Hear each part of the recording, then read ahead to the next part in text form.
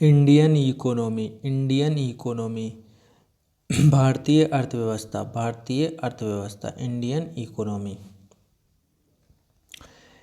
Today we will discuss about Indian economy. Outline of Indian economy, outline of Indian economy, outline of Indian economy. The economy of India is the fifth largest in the world by nominal GDP and third largest by purchasing power parity.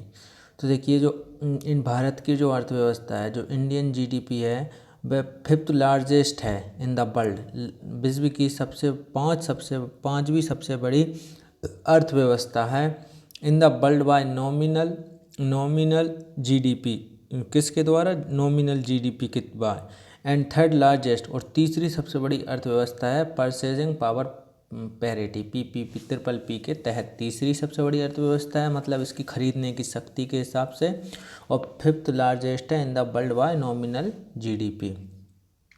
Nature of the Indian economy, nature of the Indian economy, देखिए economy कितने तरह की होती है। देखिए mixed economy, mixed economy, existence of both public and private sectors, this term was coined by Pat Mullins and supported by JM Keynes. तो क्या है मिक्स्ड इकोनॉमी? क्या होती है? एग्जिस्टेंस ऑफ बोथ, जिसमें एग्जिस्ट करते हो कौन? Public and private sector, public and private sector, this private sector, this term was coined by Pat Mullins and supported by JM Keynes. अब आती है agrarian economy, agrarian economy, agrarian economy मतलब agriculture related है, ठीक है।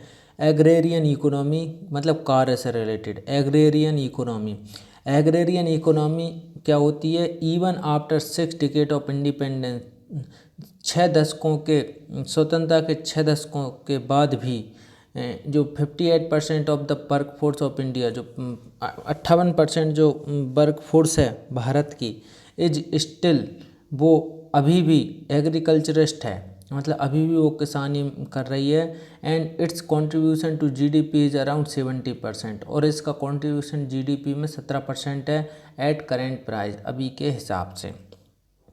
अब feature, following are the future of Indian economy. देखिए number 1, slow growth of national and per capita income. देखिए स्लो ग्रोथ है, मतलब इसमें स्लो ग्रोथ है किसमें? National and per capita income में।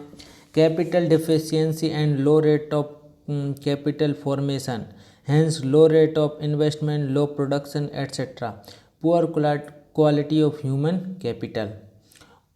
तीसरा, over dependence on agriculture along with low productivity in agriculture, heavy population pressure, आपको पता ही है भारत में पॉपुलेशन बहुत ज़्यादा है। Unequal distribution of income and wealth, unequal distribution है, मतलब कोई अमीर है तो वो इतना अमीर है कि उसके पास इतना पैसा है, और कोई गरीब है तो इतना गरीब है कि उसके पास एक दाना नहीं है खाने, तो ये अनइक्वल डिस्ट्रीब्यूशन ऑफ इनकम है and wealth. Mass poverty, chronic inflation and chronic unemployment, ये सब फीचर्स हैं किसके? इंडियन इकोनॉमी की, ठीक है। अब broad sectors of Indian economy, broad sector of Indian economy.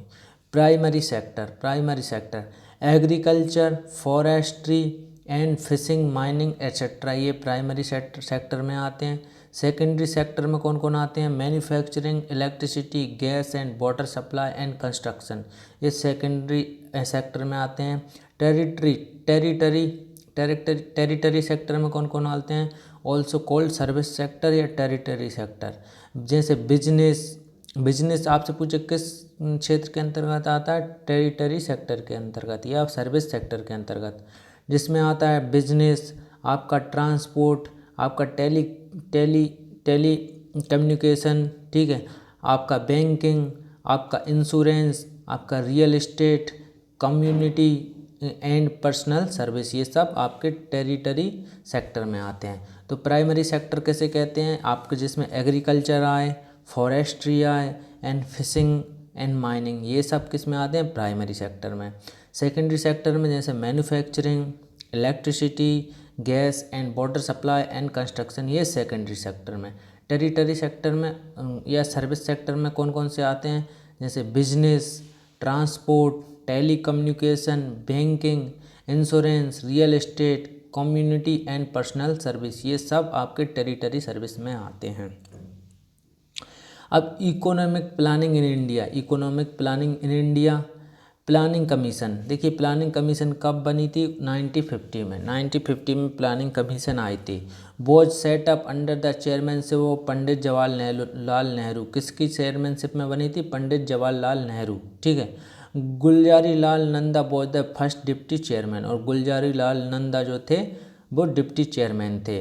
Basic aim of economic planning is to bring rapid economic growth through agriculture, industry, power and all other sector of the economy. ये सब कुछ इसके basic वो थे, इसके basic M, ठीक है। अब नीति आयोग, देखिए प्लानिंग कमीशन की जगह फिर नीति आयोग आ गया। तो नीति आयोग और नेशनल, इसका फुल फॉर्म क्या है, national institution for transforming India. नीति का फुल फॉर्म क्या है, national institution for transforming India. आयोग केम इनटू एग्जिस्टेंस, आयोग केम इनटू एग्जिस्टेंस ऑन 1 जनवरी 2015। देखिए नीति आयोग कब बना, 2014 में बीजेपी की सरकार आई, फिर नरेंद्र मोदी ने 1 जनवरी 2015 को योजना फाइनेंस का उसकी जगह पे फिर क्या बना दिया, NITI Aayog.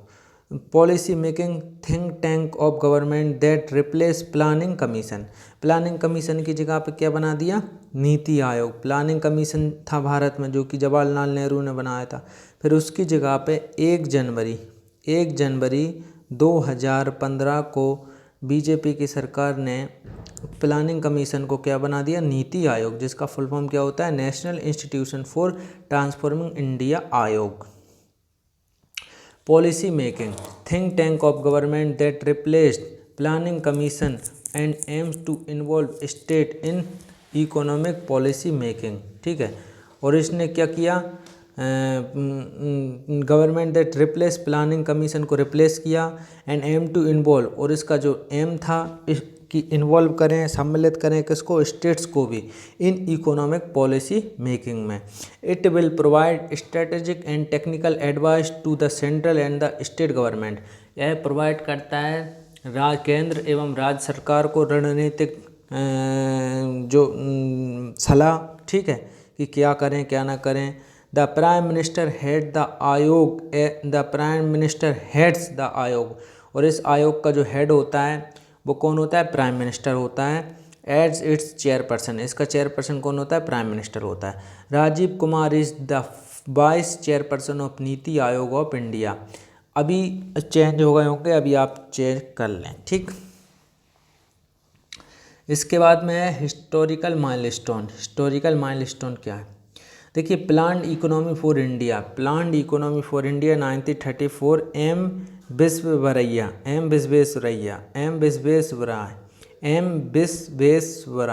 Visvesvaraya, planned economy for India 1934। National planning committee 1938, Jawaharlal Nehru. Bombay plan 1944, Gandhian plan 1944, SN Agarwal. People's plan 1945, MN Roy. Sarvodaya plan 1950, JP Narayan. अब बात आती है कौन सा प्लान कब आया और उसका क्या था, ठीक है। तो देखिए फर्स्ट प्लान, इसका जो योजना आयोग था उसका फर्स्ट प्लान, ये based on Herod Domar model, Herod Domar model.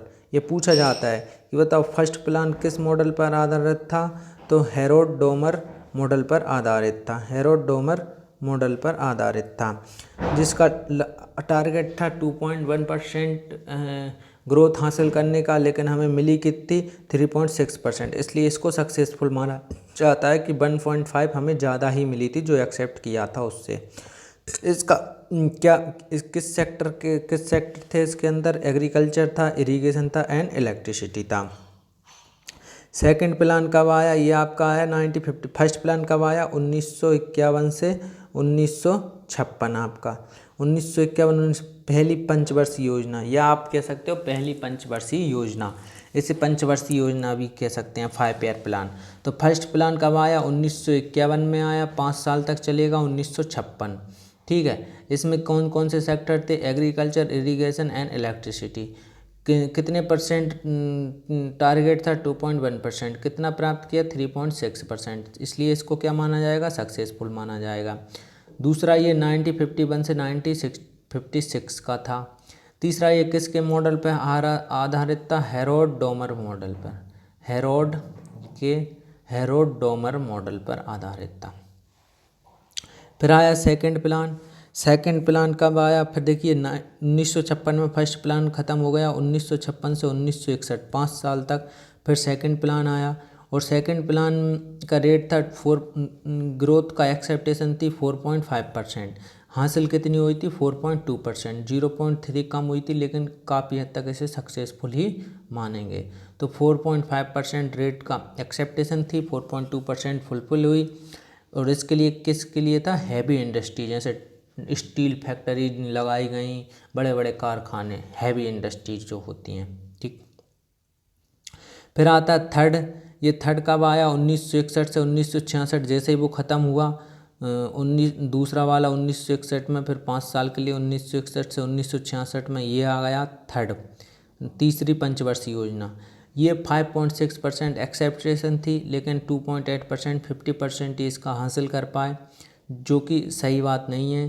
ठीक है, फिर 5.6% एक्सेप्टेशन थी और 2.8% ही हासिल कर पाए। और किसके लिए थी ये, फूड ग्रेन्स, आपका हैवी इंडस्ट्रीज, फूड ग्रेन्स और हैवी इंडस्ट्रीज के लिए थे। प्लान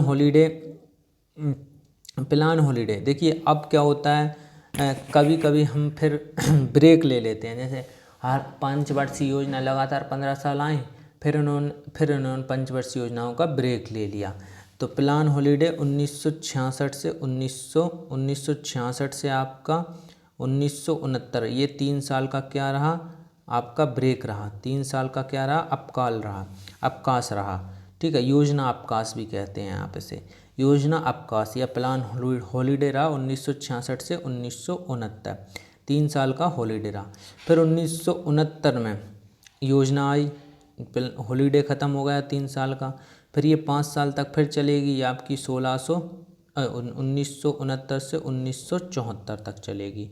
तो फिर फोर्थ प्लान आया 1969 से 1974, इसका एक्सेप्टेशन थी 5.7%, मिला कितना, सिर्फ 3.3% ही मिला। ठीक है, और ये किसके लिए था, एग्रीकल्चर के लिए ही था।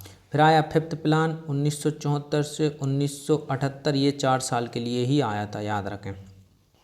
फिफ्थ प्लान 4.4% एक्सेप्टेशन थी, 4.8% मिला, मतलब बहुत अच्छा रहा। ठीक है, इसके बाद इसमें क्या था, रिमूवल ऑफ पॉवर्टी, मतलब एक तरीके से गरीबी को कम करना, फिफ्थ प्लान का ये था। अब रोलिंग प्लान आया 1978 से 1980, मतलब एक तरीके से फिर से एक अवकाश आया 2 साल का, 1978 से 1980 के बीच में कोई योजना लागू नहीं हुई। फिर आया सिक्स्थ प्लान, छठी पंचवर्षीय योजना आई 1980 से 1985। ठीक है, इसमें 5.2% एक्सेप्टेशन थी, 5.4% इसमें मिला, जो कि एक अच्छी बात है, 0.2% ज़्यादा ही मिला।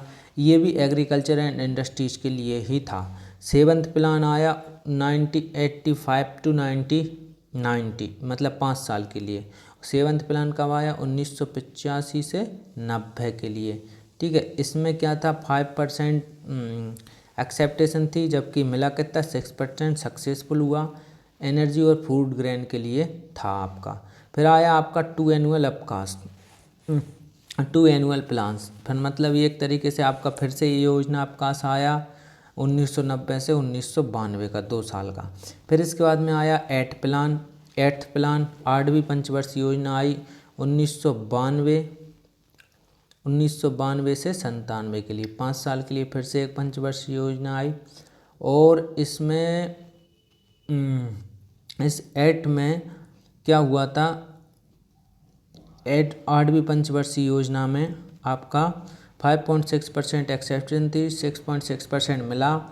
ये किसके लिए था? ह्यूमन रिसोर्स एजुकेशन के लिए। फिर आई नाइन्थ प्लान, फिर आपका आया नाइन्थ प्लान, ये 1997 से 2002। 6.5% एक्सेप्टेशन थी, 5.4% आउटपुट मिला, सोशल जस्टिस के लिए था। फिर आया 10th प्लान 2002 से 2007, 10वीं पंचवर्षीय योजना। इसमें क्या था? 8.5% ग्रोथ की एक्सेप्टेशन थी, 7.5% ग्रोथ हुई थी। और ये किसके लिए था? आपका इनकम एंड एनर्जी के लिए था, मतलब इनकम बढ़ाने के लिए और एनर्जी के लिए था आपका। ठीक। फिर इसके बाद में आया 11th प्लान, ये 2007 से 2012 के लिए के बीच आया। और इसमें जो था एक्सेप्टेशन 8% थी, मिला कितना? 7.9%। और ये किसके लिए था? इंक्लूसिव ग्रोथ के लिए था। फिर आया 12th प्लान 2012 से 2017, 8% इसमें एक्सेप्टेशन थी और मिलने का पता नहीं अभी। और faster sustainable and more inclusive growth, और फिर इसको बदल ही दिया था। ठीक। फिर अब आते हैं national income in India. National income in India के बारे में हम पढ़ेंगे। तो national income refers to the aggregate value of goods and service produce in an economy in one year. Following are the measure of national income in India. National इनकम किसे कहते हैं? देखिए, नेशनल इनकम रेफर टू, ये refer करती है किसको? The aggregate value of, aggregate मतलब सम्मिलित, मिली हुई, सबको मिलाकर। ठीक है, एक तरीके से आप कंप्राइज्ड एग्रीगेट वैल्यू ऑफ मतलब एक तरीके से सबको जोड़कर। Value of goods and service produced, कितना उत्पादन किया गया, कितनी नौकरियां प्रोड्यूस की गई। तो एक तरीके से goods and service produced in an economy in one year. एक साल में एक अर्थव्यवस्था में कितनी सर्विस एंड गुड्स प्रोड्यूस्ड की गई, उन सब की एग्रीगेट वैल्यू को ही हम नेशनल इनकम कहते हैं। Following are the measure of national income in India. National income को इंडिया में कैसे मेजर करते हैं, यहाँ पे कुछ पॉइंट दिए हुए हैं। जैसे number 1, gross domestic product, GDP. आपने ये तो बहुत ही सुना होगा, जीडीपी सब जानते हैं। जीडीपी का फुल फॉर्म होता है ग्रॉस डोमेस्टिक प्रोडक्ट। जीडीपी का फुल फॉर्म क्या होता है? Gross domestic product. Gross domestic product, GDP, is the final value of the goods and service produced. Is the final value, जो जीडीपी होती है, is the final value of the good and service produced. ये good and service की final value होती है। तो GDP is the final value of the good and service produced within the geographical boundaries of country during a year. तो GDP किसे कहते हैं? एक साल के अंदर किसी देश की, जैसे हम भारत की जीडीपी क्या होगी? एक साल के अंदर भारत की सीमाओं के अंदर के सभी क्षेत्र, चाहे वो आपका अरुणाचल प्रदेश हो, पंजाब, उत्तर प्रदेश, मध्य प्रदेश, मतलब भारत की सीमाओं के अंदर हर क्षेत्र में की एक साल की जो गुड्स एंड सर्विस प्रोड्यूस्ड हैं, उसे हम क्या कहते हैं? जीडीपी कहते हैं। तो GDP is the final value of goods and service produced within the geographical boundaries of country during a year. Net domestic product, NDP किसे कहते हैं? Equal to the GDP minus depreciation. Equal to the GDP minus depreciation. अगर GDP में से हम depreciation घटा दें, मतलब जो value loss of an asset का जो वैल्यू लॉस हुआ है, जो घाटा घटा दें हम जीडीपी में से, तो वो एनडीपी बन जाती है, नेट डोमेस्टिक प्रोडक्ट। जैसे देखिए, आपका पूछते हैं आपकी इनकम कितनी है, आप ये कहोगे, फिर आपका बोलते हैं नेट इनकम कितनी है। तो कुल मिलाकर सब जो खर्चा काट के टैक्स मैक्स भरने के बाद जो इनकम बचती है, उसी तरीके वैसे ही जो वैल्यू लॉस हुई है उसको घटा देते हैं, तो नेट डोमेस्टिक प्रोडक्ट बन जाता है, नेट एनडीपी बन जाती है। तो NDP equal to the GDP minus depreciation value loss of an asset on country capital goods. फिर इसके बाद में आता है gross national product, GNP, gross national product, GNP. GNP is an estimate of the total value of all final products and service produced in a given period, usually a year, by the nationals of a country. तो GNP is the estimate of the total value of the all the final product. देखिए जितने भी final product हैं, services हैं जो produce की गई हैं एक पीरियड, गिवन पीरियड के अंदर, मतलब एक साल के अंदर, उनकी जो एस्टीमेट टोटल वैल्यू है उससे ही हम GNP कहते हैं। ठीक है, तो GNP is an estimate of the total value of all the final product and services produced in a given period, usually a year, by the national of a country, nationals of the country, country के किसी देश के नागरिकों द्वारा। The net national product NNP, net national product, हमने gross, देखिए हमने gross domestic product पढ़ा, फिर हमने नेट डोमेस्टिक प्रोडक्ट पढ़ा, फिर हमने ग्रोस नेशनल प्रोडक्ट पढ़ा, अब हम नेट नेशनल प्रोडक्ट पढ़ेंगे। तो NNP is obtained by subtracting, घटाना, डिप्रिसिएशन वैल्यू फ्रॉम GNP। तो GNP से अगर हम सब्ट्रैक्ट कर दें डिप्रिसिएशन वैल्यू को तो हमारा NNP बन जाएगा। When NNP is obtained at factor cost, it is called national income. When NNP is obtained at factor cost, it is called national income. It is calculated by deducting indirect taxes and adding subsidies in NNP at market price. अब Indian tax structure कैसा है ये समझते हैं। तो direct tax, अब Indian tax structure direct tax है और एक इनडायरेक्ट टैक्स है, डायरेक्ट टैक्स है और एक इनडायरेक्ट टैक्स है। डायरेक्ट टैक्स में क्या आते हैं? The term direct tax generally means a tax paid directly to the government by the person on whom it is imposed. Example के लिए जैसे इनकम टैक्स आपका क्या है, आयकर जो आपका डायरेक्ट टैक्स है, कॉरपोरेटिव इनकम डायरेक्ट टैक्स है, capital gain tax direct tax है, स्टाम्प ड्यूटी डायरेक्ट टैक्स है, लैंड टैक्स डायरेक्ट टैक्स है, स्टेट ड्यूटी डायरेक्ट टैक्स है, वेल्थ टैक्स डायरेक्ट टैक्स है, petroleum revenue tax direct tax है। The government earns maximum from corporate income tax.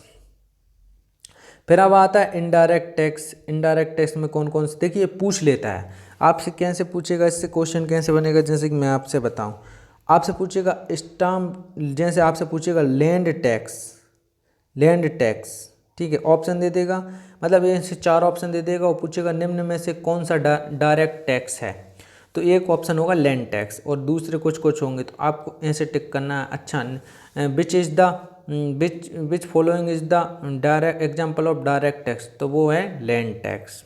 ठीक है, तो एक बार और याद रखें, जैसे income tax, corporate income tax, capital gain tax, stamp duty, land tax, state duty, wealth tax, petroleum revenue tax. The government earns maximum, और government सबसे ज़्यादा किससे कमाती है? कॉरपोरेट इनकम टैक्स से।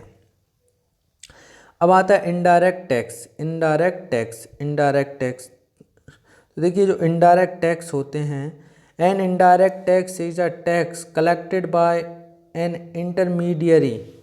An indirect tax is a tax collected by N intermediary from the person who bears the ultimate economic burden of the tax. Example जैसे sale tax और जैसे बेट भी कहते हैं, सेल्स टैक्स और बेट। ठीक है, customs duty, custom duty, insurance premium tax, excise duties, landfill tax, electricity duty, climate change levy, ये सब क्या है? इनडायरेक्ट टैक्स हैं। ठीक है, goods and service tax, sales tax. देखिए आपसे पूछेगा बताओ which is the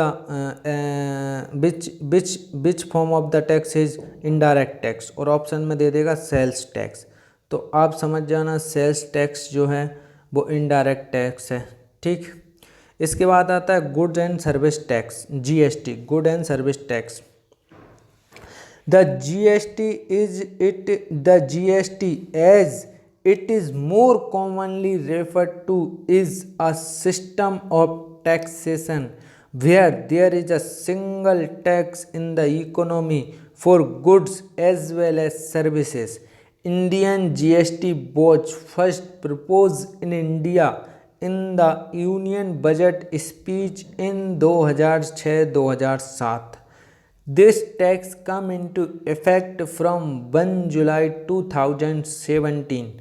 The main feature of GST is that there is a tax credit available at each state of the value chain. तो क्या है, देखिए सबसे पहले तो 2006 और 2007 का जो बजट सेशन था उसमें जीएसटी टैक्स के बारे में को प्रपोज किया गया था, लेकिन उसको लागू नहीं किया गया था। ये लागू किया गया 1 जुलाई 2017 को। 1 जुलाई 2017 से आपका जीएसटी लागू हुआ था। और इसके बाद में अब आप देखिए समझिए, the GST as it is more commonly referred to is a system of taxation where there is a single tax in the economy for good as well as service. Indian GST was first proposed in India in the Union Budget speech in 2006-2007. This tax came into effect from 1 July 2017. The main feature of the GST is there is a credit available at each stage of the value chain. इसके बाद में अब आता है inclusive development.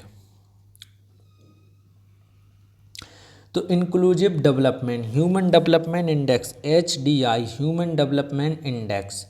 तो HDI major was given by Pakistani Nobel prize winner Mahbuba ul Haq. तो HDI major was given by Pakistani Nobel prize winner Mahbub ul हक। Level of human development is measured by Human Development Index HDI, published by UNDP since 1990. 3 dimensions, इसके 3 dimension होते हैं HDI के। ये 1930 में UNDP के द्वारा पब्लिश किया गया था। जैसे life expectancy at birth, education index comprising means year of schooling and expected year of schooling, GNI per capita, PPP देखिए पेइंग PPP US डॉलर, ठीक है, मतलब आप कितनी चीज़ें खरीद सकते हो, ठीक है। तो प्रोडक्ट पेइंग फुल फॉर्म है इसका कुछ है, PPP US dollar index. India has been ranked 129 out of 189 countries on 29 HDI 2090 HDI। अब आप एक बार चेक कर लेना 2023 का HDI में इंडिया की क्या रैंक है। इसके बाद में आता है आपका programmes major NRHM national rural health mission NRHM was launched on 2nd April 2005 to reduce infant mortality rate and maternal mortality rate। जो नेशनल रूरल हेल्थ मिशन जो NHRM जो था NRHM, ये लॉन्च किया गया था 2 अप्रैल 2005 को टू रिड्यूस, कम करना, इन्फेंट मोरालिटी जो जन्म दर है, जो भ्रूण मृत्यु है उसको कम करना, एंड मैटरनल मोर्टेलिटी और जो मातृ मृत्यु थी उन दोनों की दर को घटाना। फिर आया NUHM national urban health mission, ये लॉन्च हुआ था 2013 में। एजुकेशन प्रोग्राम्स लाइक सर्व शिक्षा अभियान शुरू किया गया, मिड डे मील दी गई एट्सेट्रा पर लॉन्च की गई, किसमें, नेशनल अर्बन हेल्थ मिशन जो लॉन्च किया गया था 2013 में। Rural development program like MG NREGA या इसे मनरेगा भी पढ़ लेते हैं, एंड भारत निर्माण, ये सब रूरल डेवलपमेंट प्रोग्राम के अंतर्गत आते हैं। अब poverty the erstwhile planning commission estimated poverty rate based on data collected by national sample survey organisation. The erstwhile planning commission estimate poverty rate. देखिए अर्स्टवाइल मतलब कि जो पूर्व की, जैसे अब नीति आयोग आ गया और प्लानिंग कमीशन को वो कर दिया गया, उसको रिप्लेस कर दिया गया नीति आयोग से, इसलिए अर्स्टवाइल का यूज किया। The erstwhile planning commission estimate poverty, poverty क्या होती है हमें यहाँ पे बताया गया है। तो poverty rate based on data collected by national sample survey organisation NSSO, national sample survey organisation. Main reason for rural poverty, rural गांव की जो गरीबी है उसका मेन कारण क्या है? रैपिड पॉपुलेशन ग्रोथ, बहुत तेज़ी से जनसंख्या में वृद्धि, लैक ऑफ कैपिटल, वहाँ पे पूंजी की कमी, लैक ऑफ अल्टरनेट एम्प्लॉयमेंट, यहाँ वहाँ पे कमी है किसकी? Alternate employment other than poor agriculture, agriculture के अलावा कोई अल्टरनेटिव नहीं है काम का, ठीक है, मतलब फैक्ट्रियाँ कारखाने नहीं हैं। Illiteracy and lack of power, देखिए इलिटरेसी है, अनपढ़ता ज़्यादा है वहाँ पे, पढ़े लिखे लोग नहीं होते।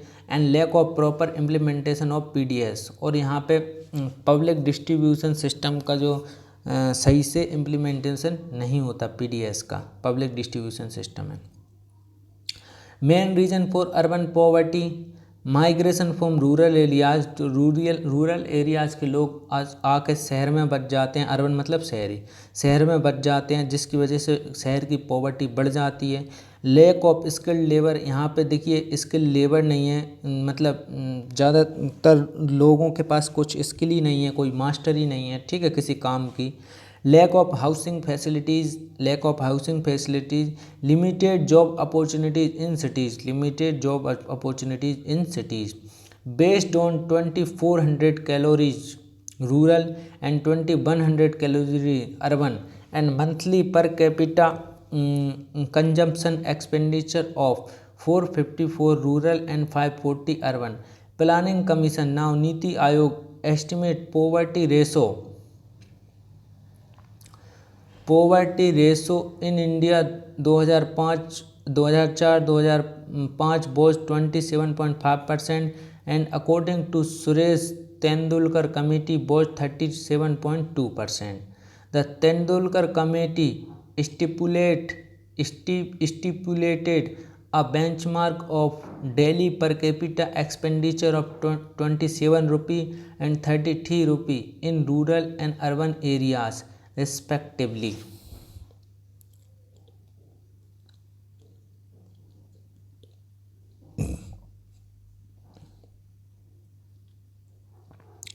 अब प्रोग्राम और मेजर और कब लॉन्च हुए थे ये, ठीक है, तो 20 पॉइंट प्रोग्राम 1975 में लॉन्च हुआ था। इंदिरा आवास योजना 1985 में लॉन्च हुई। जवाहर रोजगार योजना 1989 में लॉन्च हुआ। नेहरू रोजगार योजना 1989 में लॉन्च हुई, ठीक है, नेहरू रोजगार योजना 1989 में शुरू हुई। स्वर्ण जयंती शहरी रोजगार योजना, स्वर्ण जयंती शहरी रोजगार योजना 1997।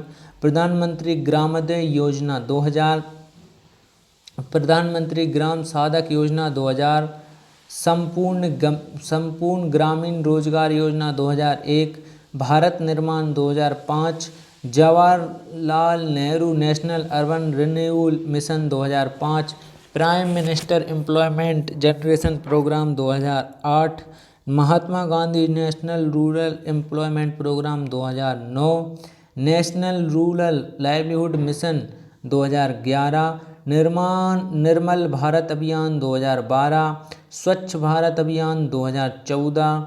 देखिए पूछेगा स्वच्छ भारत अभियान कब लॉन्च हुआ था? 2014 में। बेटी बचाओ बेटी पढ़ाओ 2014, प्रधानमंत्री जन धन योजना 2015, प्रधानमंत्री जन धन योजना 2015, अटल pension Yojana 2015, digital India programme 2015, national skill development mission 2015, HRIDAY heritage city development and augmentation Yojana 2015। हृदय योजना कब शुरू हुई थी? 2015 में, जिसका फुल फॉर्म क्या होता है? Heritage city development and augmentation, heritage city development and augmentation Yojana 2015। Smart city mission 2015, AMRUT Atal mission for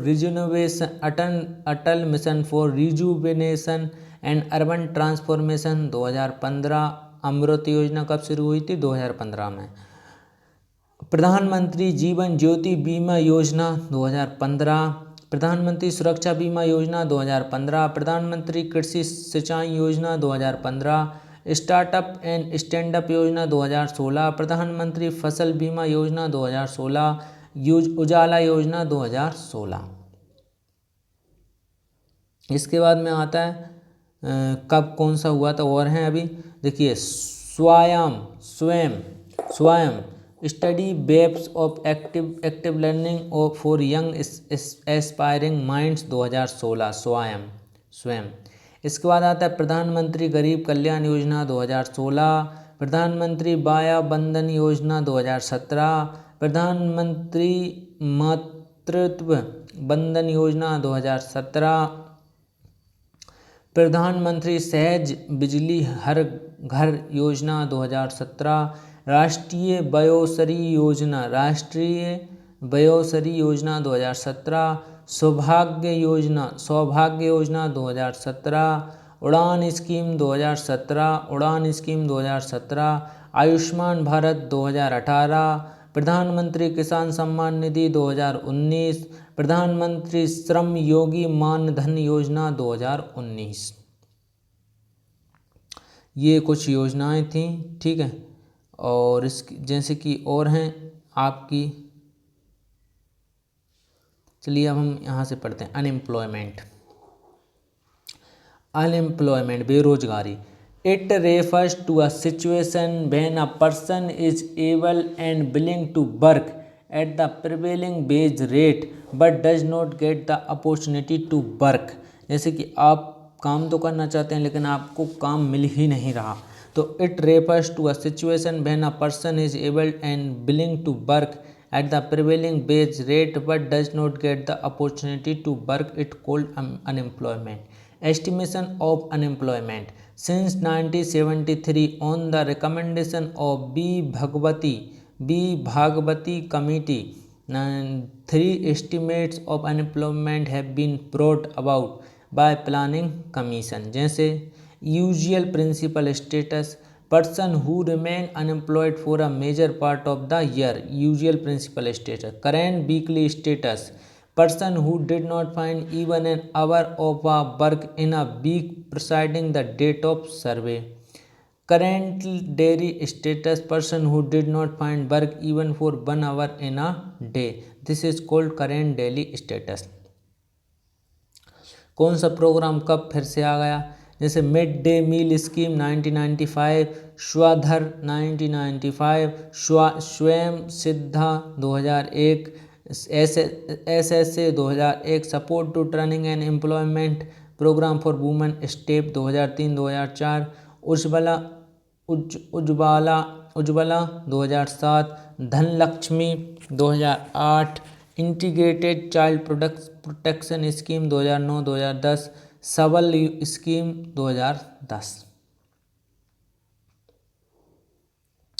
national income for empowerment of women 2010, Bal बंधु स्कीम 2011, नई रोशनी 2012, बेटी बचाओ बेटी पढ़ाओ 2015, PM उज्ज्वला योजना 2016, PM मातृ Vandana Yojana 2017। Agriculture is the mainstay of Indian economy. It makes important contribution in GDP, national income, employment, trade and industry. Green revolution is associated with the use of HYVS, high yielding variety seed, HYVS, high yielding variety seeds, chemical fertilizers and new technology which led to a revolutionary result in agriculture production.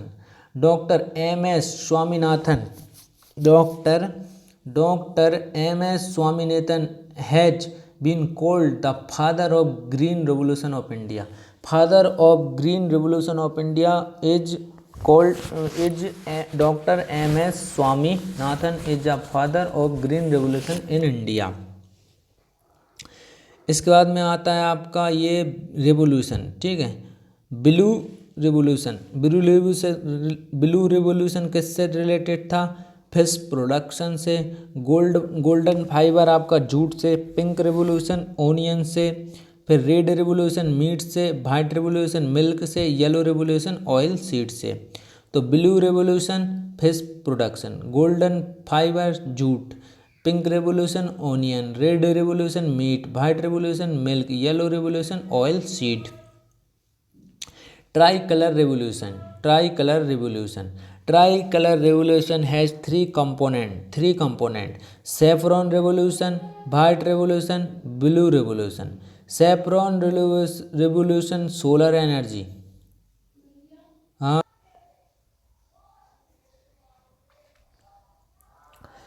Tricolor revolution has three components: saffron revolution, solar energy; white revolution, cattle welfare; blue revolution, fisher welfare। Tricolour revolution, देखिए tricolour मतलब तीन colour का revolution, तीन component हैं इसमें। कौन कौन सा? देखिए इसके अंतर्गत आता है saffron revolution, white revolution and blue revolution को ट्राइकलर रेवोल्यूशन भी कहते हैं एक साथ। तो ट्राई कलर रेवोल्यूशन कौन कौन सा? Saffron revolution, white revolution and blue revolution, तीनों रेवोल्यूशन को एक साथ ट्राई कलर रेवोल्यूशन कहते हैं। तो सेफ्रॉन रेवोल्यूशन ये सोलर एनर्जी से रिलेटेड है आपका। वाइट रेवोल्यूशन ये कैटल वेलफेयर से रिलेटेड है आपका। ब्लू रेवोल्यूशन ये आपका फिशरमैन वेलफेयर से है। देखिए ध्यान दीजिए, सेफ्रॉन रेवोल्यूशन, देखिए सूरज का कलर कैसा होता है? सेफ्रॉन ही होता है, थोड़ा सेफ्रॉन टाइप ही होता है जब वो डूबने पे और उगने पे होता है तो इसलिए saffron revolution solar energy. White revolution आपने देखा है गाय मोस्टली वाइट ही होती हैं गाय, तो वाइट रेवोल्यूशन ये कैटल वेलफेयर के लिए है। और ब्लू रेवोल्यूशन आपको पता ही है, ब्लू रेवोल्यूशन ये देखिए समुद्र का पानी नीला होता है और उसमें मछलियाँ रहती हैं, तो इसलिए ब्लू रेवोल्यूशन फिशरमैन वेलफेयर के लिए है। अब इंडस्ट्रीज हैं, इंडस्ट्रियल पॉलिसीज़। तो industrial policies were launched in 1948, 1956, 1977, 1980 and 1991। Industrial policy 1956 is called economic constitution of India and gave public sector the strategic edge.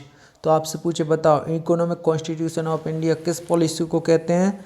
तो इंडस्ट्रियल पॉलिसी 1956 को इकोनॉमिक कॉन्स्टिट्यूशन ऑफ इंडिया कहते हैं, जिसने दिया था and gave public sector and strategic as.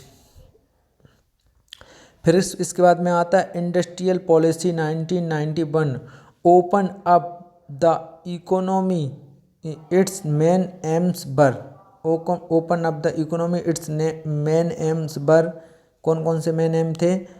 To end licence permit raj, to end licence को ख़त्म करना, licence permit raj. To integrate Indian economy with the outer world, to remove restriction on FDI and to reform public sector. ये सब क्या थे? आपकी 1991 industrial policy के तहत थे। अब public sector enterprises PSE, public sector enterprises PSEs. तो इंडस्ट्रीज रिक्वायरिंग कंपल्सरी लाइसेंसिंग, ठीक है, distillation and brewing of alcoholic drinks, cigar and cigarettes of tobacco, electronic, aerospace and defense equipment, industrial explosive, specific hazardous chemical। तो देखिए industries requiring compulsory licence, industries के पास compulsory है licence होना। जैसे कौन कौन सी इंडस्ट्री? जैसे distillation and brewing of alcoholic drink, जो एल्कोहलिक ड्रिंक बनाती बेचती हैं ऐसी कंपनी के पास लाइसेंस होना ज़रूरी है। सिगार एंड सिगरेट्स ऑफ तंबाकू, जो सिगरेट और तंबाकू बनाती हैं इनके पास लाइसेंस होना चाहिए। Electronic, aerospace and defence equipment, industrial explosive, specific hazardous chemical, जो घातक, एक तरीके से जानलेवा घातक केमिकल बनाती हैं उनके पास भी। Area reserve for public sector are atomic energy production, separation and enrichment of fissionable materials and railways. तो देखिए, area reserve for public sector are atomic energy का एरिया पब्लिक सेक्टर के लिए रिजर्व है, जिसमें प्रोडक्शन है, सेपरेशन है and enrichment है ऑफ फिसिनेबल मटेरियल्स और रेलवेज के लिए। ठीक है। प्रेजेंट पॉलिसी कौन सी है? On PSC is to number A, not to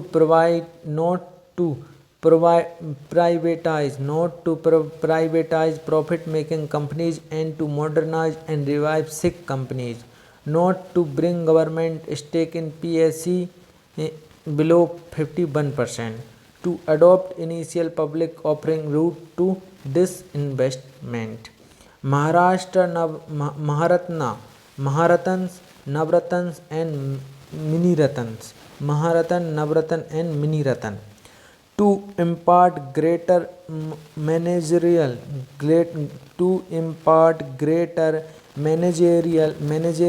and commercial autonomy to PSC, the concept of Maharatna, Navratna and Miniratna was started. Maharatna were started in 2009. 10 Maharatnas are ONGC. 10 महारत्न कौन कौन 10 महारत्न company कौन कौन सी हैं? ONGC, cell, IOC, NTPC, ठीक है, NTPC national thermal power corporation, NTPC, coal India limited, भेल, ठीक है, भारत हेवी इलेक्ट्रॉनिक लिमिटेड, ठीक है, GAIL India limited and BPCL, HPCL एंड पावर ग्रिड कॉरपोरेशन। ये 10 महारत्न कंपनी है, 10 महारत्न। फिर इसके बाद में आती है नवरत्न भारत, जिसमें आता है Bharat electronic limited, HAL, HAL HAL, ठीक है, HAL हेल, और आपका MTNL Nalco, NALCO Nalco, national mineral development corporation, ठीक है, NMDC national mineral development corporation, Neyveli lignite company, oil India limited, power finance company, Rashtriya Ispat Nigam limited, rural electrification corporation limited, shipping corporation of India limited, CCIL, EIL and NBCCL। ये सब क्या है? नवरत्न companies हैं। और फिर आता है Miniratna, public sector enterprises that have made profit continuously for the last 3 years and have positive net worth. At present there are 61 in categories 1 and 12 in categories 2. अब इंडस्ट्रियल कमेटीज़ कौन कौन सी थी? Hazari committee on industrial policy के लिए Hazari committee है। Subimal Dutt committee on industrial licensing पे है।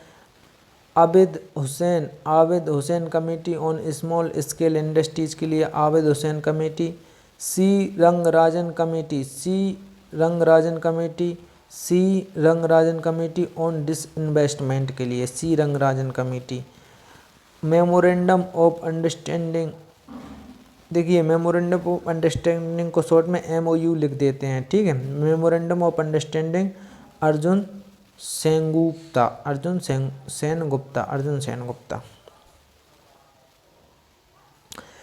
अब आता है small scale industry. A new thrust to small scale industry given in industrial policy of 1977. A new thrust to small scale industry given in industrial policy 1997. देखिए एक छोटा सा धक्का लगा था, मतलब एक वृद्धि बढ़ावा मिला था किसको? जो स्मॉल स्केल इंडस्ट्री थी किस पॉलिसी के अंदर? इंडस्ट्रियल पॉलिसी 1997 के अंतर्गत, 1977 के अंतर्गत। Miss made act was enacted in 2006। MSMED act कब लागू किया गया था? 2006 में। ठीक है। इसके बाद में आता है contribute 8% to GDP, 45% to all manufacturers and 42% export. According to the fourth census 2009 of SSI's, 67% of the MSME are in manufacturing and 33% are in service sector. Micro small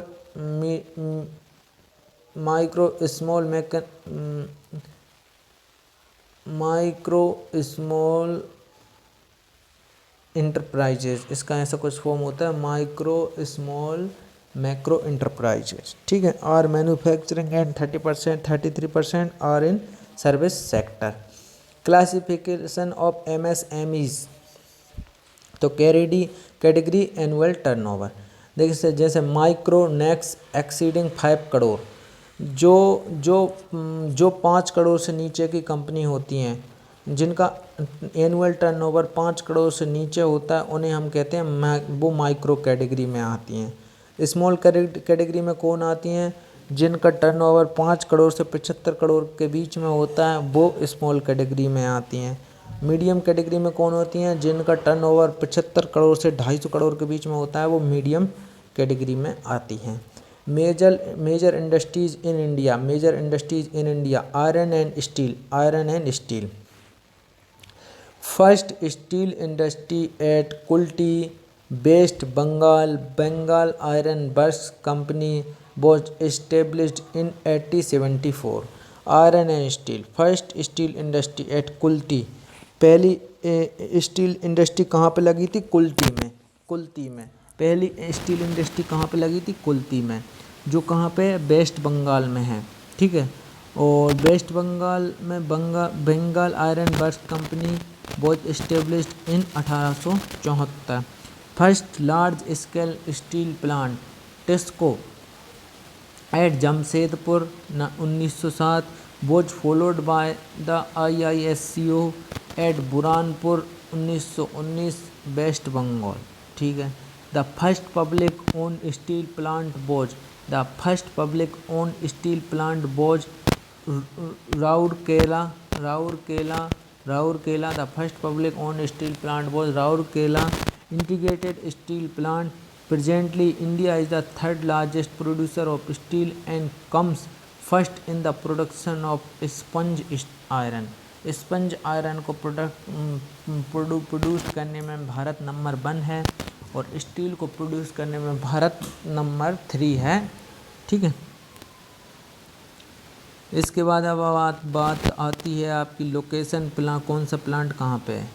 देखिए राउरकेला उड़ीसा, राउरकेला जो प्लांट है वह उड़ीसा में है और असिस्टेंट कौन है इसका? जर्मनी है। भिलाई छत्तीसगढ़ में है और ये रसिया इसका असिस्टेंस है। दुर्गापुर वेस्ट बंगाल में और ब्रिटेन इसका असिस्टेंस है। बोकारो जो प्लांट है, बोकारो देखिए आपसे पूछे Rourkela steel plant Orissa, assistant Germany. Bhilai steel plant Chhattisgarh, assistant Russia. Durgapur steel plant West Bengal, assistant Britain. Bokaro steel plant Jharkhand में, assistant Russia. Visakhapatnam steel plant Andhra Pradesh, assistance Russia. Jute industry, India rank number 1 in jute production and number 2 in raw jute exports after Bangladesh. More than 2/3 jute industry is concentrated in West Bengal. जो भारत की jute industry का 2/3 भाग सिर्फ और सिर्फ पश्चिम बंगाल से ही concentrate है। Cotton and textile industry, largest organised and broad based industry accounting for 4% of GDP, 20% of manufacture value added and 1/3 of total Export earning, largest organized and broad-based industry, accounting for 4% of GDP, 20% of manufacturing value added and 1/3 of total export earning। तो ये cotton and textile industry 4% है आप GDP का। Cement industry, first cement in producing unit was set up at Paschim Bangal. पहली cement उद्योग कहाँ पे लगाया गया था? फर्स्ट सीमेंट का कारखाना कहाँ पे लगाया था? पश्चिम बंगाल के पोरबंदर, पश्चिम बंगाल में पोरबंदर इन गुजरात। कब? 1914 में। India is the second largest producer of cement in the world. India जो है ना वो द सेकेंड लार्जेस्ट प्रोड्यूसर है सीमेंट का दुनिया में। ठीक है। इसके बाद में sugar industry, India is the second largest producer of sugar in the world with a 22% share. It is the second largest agro based industry in the country. फिर आता है AC Shah committee. AC Shah committee आई, वो क्यों आई थी? Non banking financial company के लिए AC Shah committee. Bimal Jalan committee, Bimal Jalan committee. Market infrastructure instrument, Malegam committee functioning of micro finance institution. Birla committee corporate governance. Kirit Pari committee rationalisation of petroleum product price. Chaturvedi committee improving national highways in India. S R Hashim committee urban poverty. Abhijit Sen wholesale price index. Abhijit Sen committee wholesale price index. इसके बाद में आपकी आई Abid Hussain committee. Abid Hussain committee development of capital markets. फिर आई आपकी Damodaran आबिदन Hussain committee development of capital markets. Damodaran committee customer service in banks. Khandelwal committee human resources in commercial banks. Patil committee corporate डेप्ट। VK Sharma committee credit to marginal farmers. Sarangi committee non performing asset. Khanna committee regional rural banks. Dantwala committee lead bank scheme. Gadgil committee financial inclusion. Banking and finance, bank of Hindustan was the first bank established in India 1770। 1770 में भारत की पहली bank of Hindustan established की गई थी। तो bank of Hindustan was first bank established in India in 1770। First bank with limited liability managed by an Indian board was the Oudh commercial bank in 1821। तो first bank, पहली bank with limited liability managed by an Indian board was the Oudh commercial bank in 1881 1881। First purely Indian bank was Punjab national bank 1894।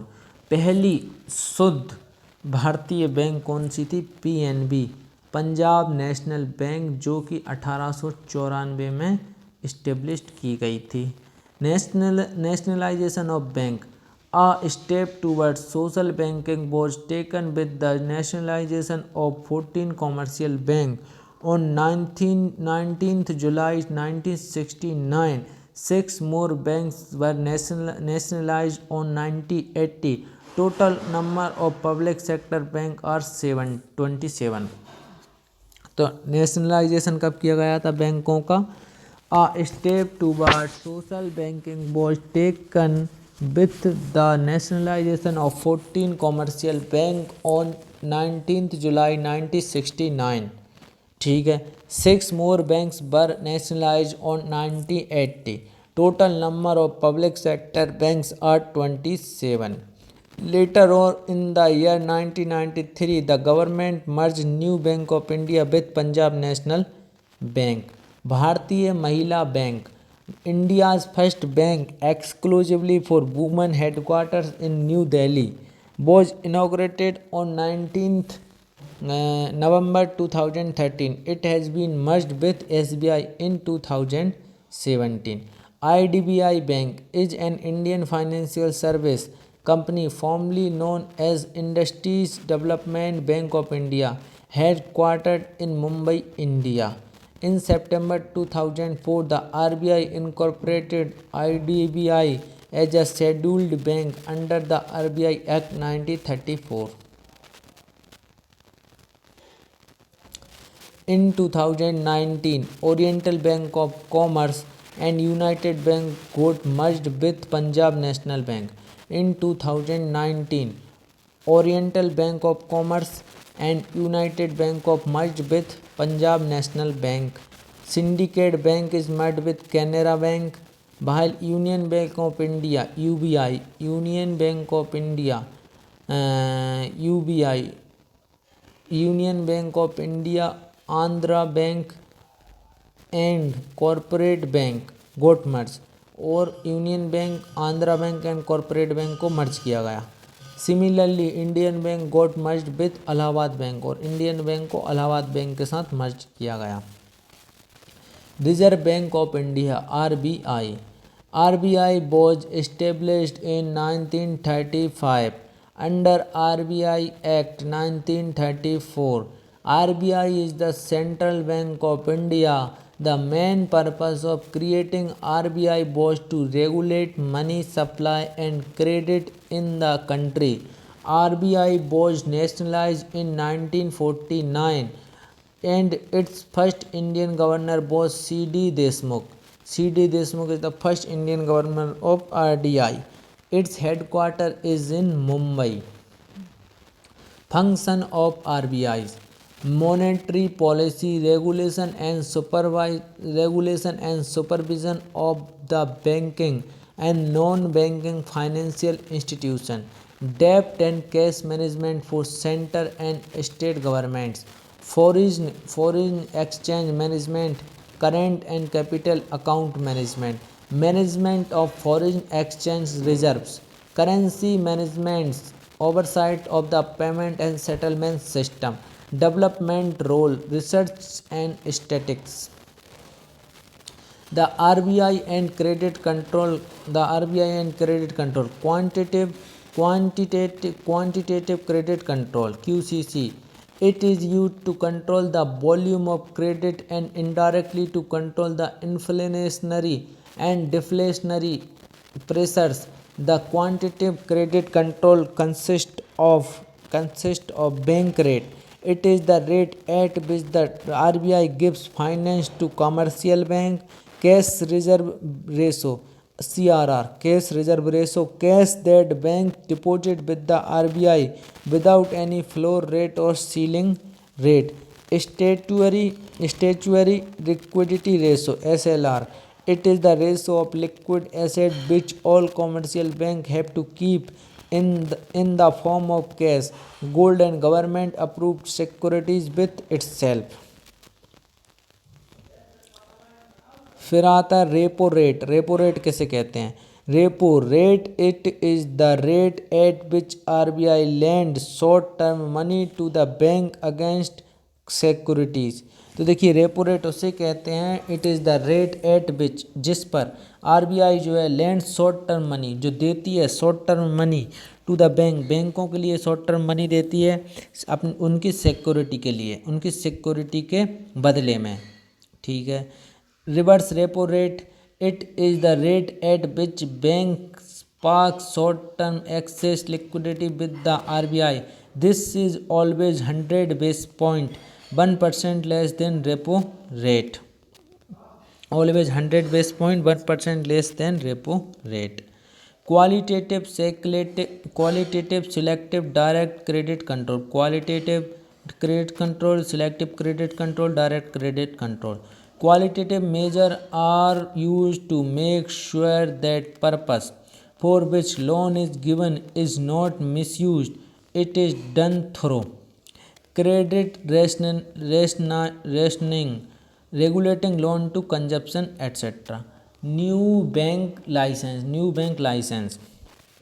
In April 2015, Reserve Bank of India provided license for operation to two new private banks, namely Bandhan Financial Services and Infrastructure Development Finance Company (IDFC). Mudra Bank, Micro Units Development and Refinance Agency Bank, Mudra bank, जिसका full form क्या है, micro union development refinance agency bank, was launched on 8th April 2015. Bank set up under SIDBI, Small Industries Development Bank of India. Bank has launched 3 loan instruments.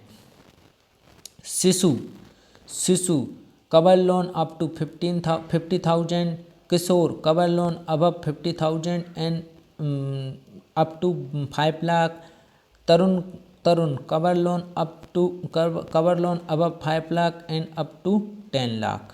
ये 3 तरह की loan दी जाती हैं. Indradhanush scheme 2015. This is for the banking reform in India. The 7 key reform of Indradhanush mission included, जैसे appointment destressing, capitalisation, empowerment, framework of accountability, governance reforms and bank board bureau. 15th Finance Commission. The 15th Finance Commission was constituted in accordance with the Article 280 of the Indian Constitution. 15th Finance Commission was constituted in accordance with Article 280 of the Indian Constitution. The first Finance Commission was headed by K.C. Niyogi and the 15th Finance Commission is headed by N.K. Singh.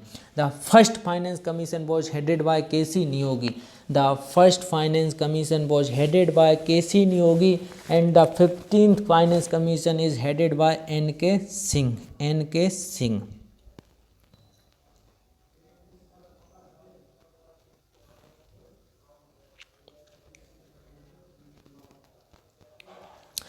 Stock Exchange of India. Capital market is the market for long-term fund, while money market is the market for short-term fund. Capital market of India is regulated by SEBI. SEBI का full form क्या है? Securities and Exchange Board of India, 1988. A stock exchange provides services for brokers and traders to trade stocks, bonds and other securities. The Bombay Stock Exchange (BSE) is a stock exchange located in Dalal Street, Mumbai, and is the oldest stock exchange in Asia. The BSE Bombay Stock Exchange has the largest number of listed companies in the world, established in 1875. The National Stock Exchange (NSE) is the 16th largest stock exchange in the world. It is situated in Mumbai. Insurance industry include 2 sectors: life insurance and general insurance. LIC was established on 1st September 1956.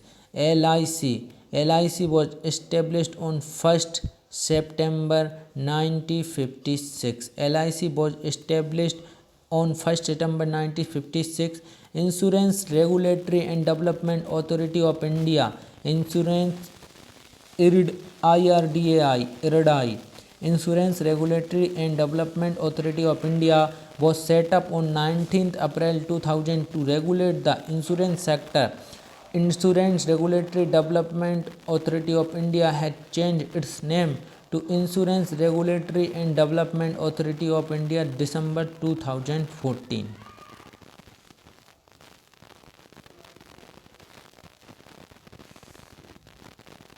Foreign trade. Balance of trade. Foreign trade. The difference between a nation's imports of goods and service and its export of them is known as balance of trade. There are three possibilities in the balance of trade, which are as follows. Balance of trade की तीन possibility हो सकती हैं, जैसे export और import बराबर हो सकते हैं। एक्सपोर्ट मतलब आपने किसी अपने देश कितनी चीज़ दूसरे देशों को बेची, और इंपोर्ट मतलब दूसरे देशों से कितनी चीज़ खरीदी। तो एक्सपोर्ट इंपोर्ट के बराबर हो सकता है। एडवर्स मतलब जब इंपोर्ट ज़्यादा हो और एक्सपोर्ट कम हो तो इसे विपत्ति कहते हैं एक तरीके से। मतलब दूसरे देश हमारे देश का पैसा तो ज़्यादा ले जा रहे हैं, लेकिन हमारे देश में दूसरे देश का पैसा नहीं आ रहा है। तो जब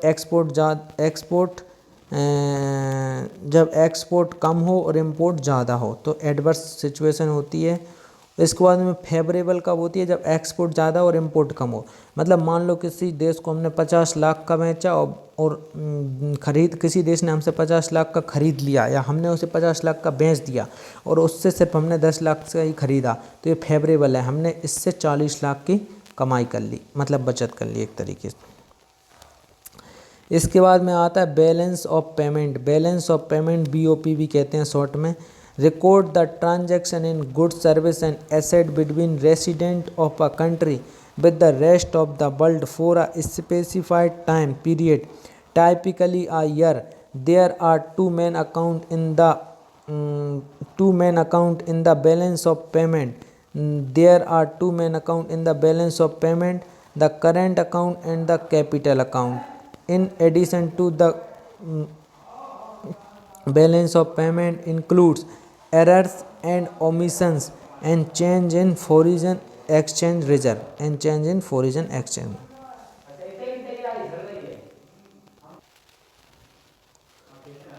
Foreign direct investment, FDI, foreign direct investment. It is an investment in a foreign country through the acquisition of a local company or the establishment of operation on a new greenfield site. देखिए, it is an investment in a foreign country through the acquisition of a local company और the establishment of an operation on a new green field site. Direct investment employs control and managerial and perhaps technical input. अब sector activity, ठीक है, और percent of FDI equity. तो मुल्टी brand retail 100% इसमें equity है अपनी, ठीक है। Telecom service 100%, tea plantation 100%, asset reconstruction company 100%, petroleum and natural gas 49%, ठीक है। और commodity exchange insurance 49%, power exchange 49%, stock exchange clearing corporation 49%, credit information companies pharma 74%, courier services 100%, single brand product retail trading 100%, defence sector 100%, airlines 100% and 49%। अब आती है census, most important है। यहाँ से एक ना एक क्वेश्चन आपका जरूर बनता है सेंसस से। तो सेंसस को आप ध्यान से पढ़ेंगे, ठीक है। और इसके बाद हम सेंसस के बाद पढ़ेंगे इकोनॉमिक टर्म्स। तो सेंसस पढ़ते हैं हम पहले। तो पॉपुलेशन ट्रेंड इन इंडिया, ठीक है। पॉपुलेशन ट्रेंड इन इंडिया 1991 30 साल। स्टेगनेंट पॉपुलेशन मतलब कि स्टेगनेंट पॉपुलेशन थी, कुछ ज़्यादा बड़ी घटी नहीं, ठीक है। मतलब स्टेगनेंट पॉपुलेशन, ठीक है, कम ही थी एक तरीके से। फिर 1951 स्टडी ग्रोथ, इसमें धीरे धीरे ग्रोथ हुई 1921 से 1951 तक, 30 साल तक। और 1951 से 1981 में रेपिड ग्रोथ हुई, rapid high growth stage of population explosion. इन 30 सालों में एक तरीके से जनसंख्या विस्फोट हो गया, इतनी वृद्धि हुई। और फिर 1921 से 2001 high growth rate with definite sign of slowing down. और भारत की प्रेजेंट में देखिए 2011 की जनगणना के अनुसार जो पॉपुलेशन है वो थी 1 अरब 21 करोड़ 1 अरब 21 करोड़ 56 लाख 9,573, मतलब 1.25 बिलियन के करीब। ठीक है। मेल कितने हैं इसमें? मेल थे यहाँ पे 51% और फीमेल कितनी थी? 48%। मेल थे आपके यहाँ पे 62,31,21,843 मेल थे। 58,74,47,730 फीमेल थी। डेंसिटी कितनी है? 382 पर स्क्वायर किलोमीटर, 382 स्क्वायर किलोमीटर पर डेंसिटी है। इसके बाद में सेक्स रेशो कितना है? 943। ठीक है, मतलब 1,000 पुरुषों पे 943 महिलाएं हैं। 1,000 पुरुषों पे 943 महिलाएं हैं। ठीक है। और चाइल्ड रेशो कितना है? 914। 1,000 जो बॉय चाइल्ड हैं उनमें 914 गर्ल्स चाइल्ड हैं। In population, top state bottom state. ठीक है। उत्तर प्रदेश में कितनी जनसंख्या है?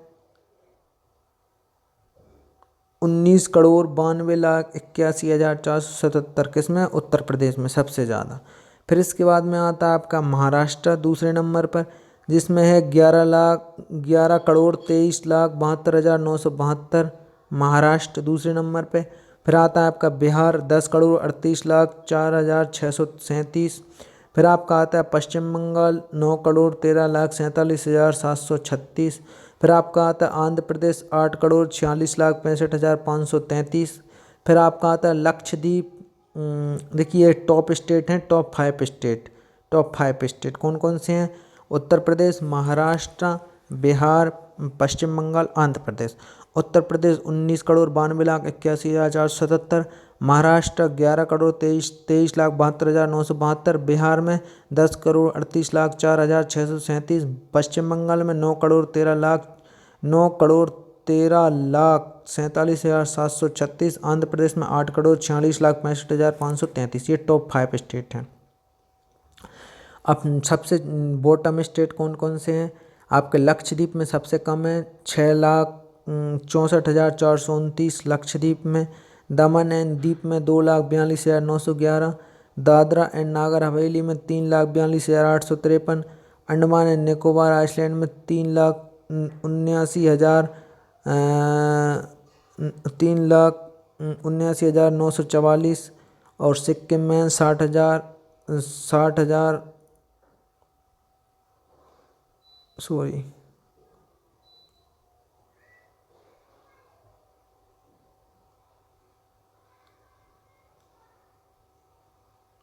देखिए लक्षद्वीप में कितनी पॉपुलेशन है? 64,429। दमन एंड दीप में 2,42,911। दादरा एंड नागर हवेली में 3,42,853। अंडमान एंड निकोबार आइसलैंड में 3,79,944। सिक्किम में 6,07,688। तो सबसे कम जनसंख्या किस यूनियन टेरिटरीज में है? लक्षद्वीप में। फिर दमन एंड दीप में, फिर दादर एंड नागर हवेली में, फिर अंडमान एंड निकोबार में, फिर है सिक्किम में। तो ये बढ़ते हुए हैं, सबसे ज़्यादा सिक्किम में ही है। 2001-2010-11 की जनगणना के अनुसार पर्सन, देखिए 2011 डिफरेंस, तो पर्सन 64.83% थे टोटल, जो कि बढ़ के 74.04% हुए। 10.21 का डिफरेंस था। जिसमें देखिए मेल जो थे, मेल 75.26% थे, जो कि होगा 22.14, और ये 69% का डिफरेंस आया। इसके बाद में फीमेल जो थी 53.7% थी, जो कि होगा 65.46%। ठीक है। और इसमें 11.8% का डिफरेंस आया। अकॉर्डिंग टू लिटरेसी, देखिए पूछ ही लेता है ये आपसे कि सबसे ज़्यादा लिटरेरी और सबसे कम कौन सा है। एक क्वेश्चन पक्का है, मोस्ट इम्पोर्टेंट, IMP लिख लीजिए आप इस। तो देखिए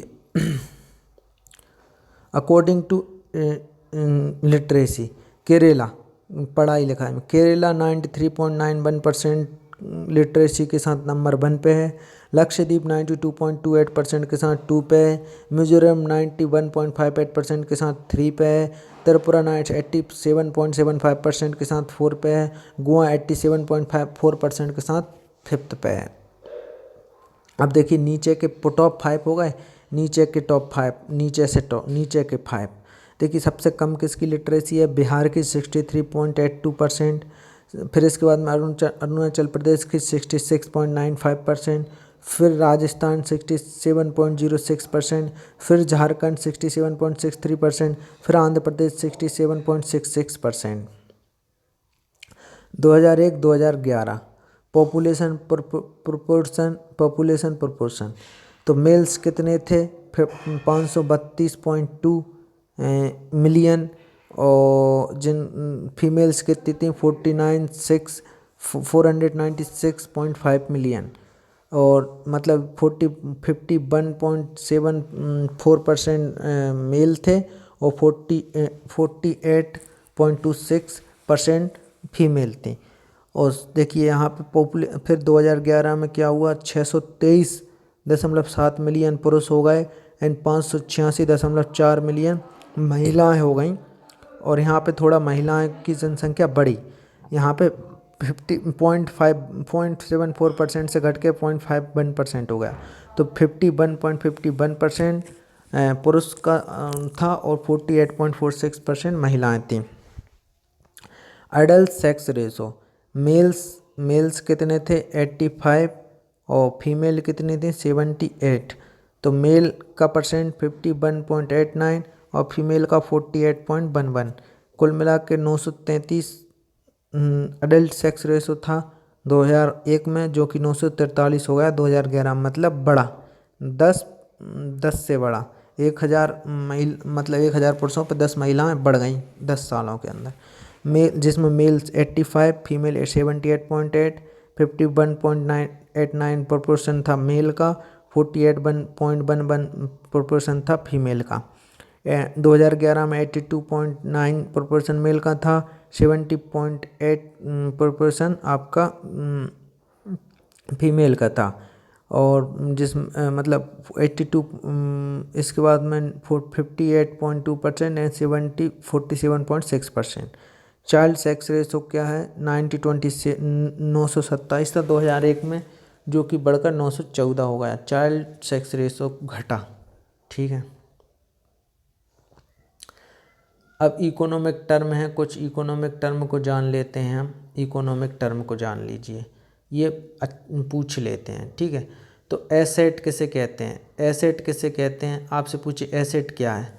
तो एसेट है प्रॉपर्टी ऑफ एनी काइंड, किसी भी तरीके की प्रॉपर्टी को हम एसेट कहते हैं। Balance of trade, BOT, the difference between the export and import of two countries in trade with each other is called balance of trade.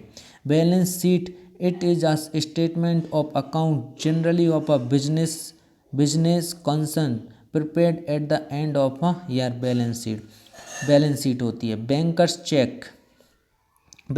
Check, a check by one bank to another is called banker's check। Bank rate, it is the rate of interest charged by the Reserve Bank of India for lending money to commercial bank, इसे bank rate कहते हैं। Barter, to trade by exchanging one common commodity for another is called barter। bearer, this term on check and bills denote that any person holding the same has the same right in respect of it as the person who issued it। black money, it means unaccounted money, concealed income and undisclosed wealth। the money which thus remains unaccounted for is called the black money। bond, a legal agreement to pay a certain sum of money called principal at some future date and carrying a fixed rate of interest is called bond। budget, an estimate of expected revenues and expenditure for a given period, usually year item by item। budget, an estimate of expected revenues and expenditure for a given period, usually a year item by item। budget deficit, when the expenditure of the government exceed the revenue, the balance between the two is the budget deficit. When the expenditure of the government exceed the revenue, when the expenditure of the government exceed the revenue, जब revenue से ज़्यादा खर्च हो जाए तो उसे हम budget deficit कहते हैं। Bulls speculators in the stock market who buy goods in some cases without money. Bulls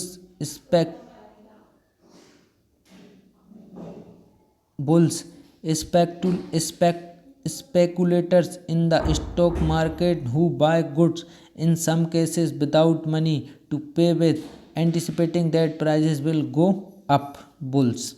Buyer's market, an area in which the supply of the certain goods exceeds the demand so that purchaser can drive hard bargains. Commercial banks, financial institutions that create credit, accept deposit, give loans and perform other financial function is commercial bank. Commercial bank, financial institution that create credit, accept deposit, give loans and perform other financial function. Call money, loan made for a very short period. It carries a low rate of interest. Call money. Deflation. It is a state in monetary market when money in circulation has decreased. Deflation. It is a state in monetary market when money in circulation has decreased is called deflation. Depreciation. Reduction in the value of fixed asset due to wear and tear. Devaluation, official reduction in the foreign value of domestic currency. It is done to encourage the country's export and discourage imports. Devaluation. Dividend, earning of stock paid to shareholder. Dividend. Dumping, sale of a commodity at different prices in different market. Dumping, sale of a commodity at different prices in different market, lower price being charged in a market where demand is relatively elastic. Dumping. Exchange rate, the rate at which central bank will exchange one country's currency for another is called exchange rate. Excise duty, imposed on the manufacture, sale and consumption of various commodities such as taxes on textiles, cloth, liquor, etc. तो excise duty on tax imposed on the manufacturer, sale and consumption of various commodities such as taxes on textiles, cloth, liquor, etc. पर जो लगने वाला tax होता है उसे excise duty कहते हैं. Fiscal policy, government's expenditure tax policy and borrowing is fiscal policy. Gross domestic product, a measure of the total flow of goods and services produced by the economy over a specific time period, normally a year. Repo rate, the rate at which bank borrow from RBI, it injects liquidity into the market. Inflation, a sustained and appreciable increase in the price level over a considerable period of time is inflation.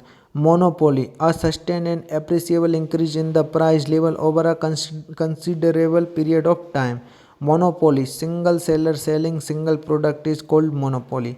Monopolistic competition, existence of too many sellers selling differentiated product.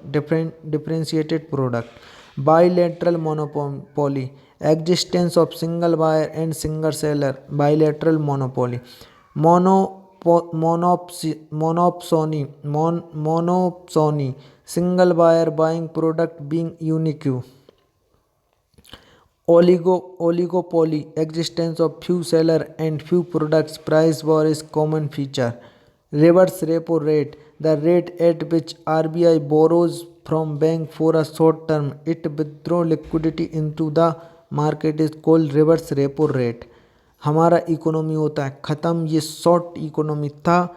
अब हम पढ़ेंगे general science. The end of economy. We will meet yesterday and study general science.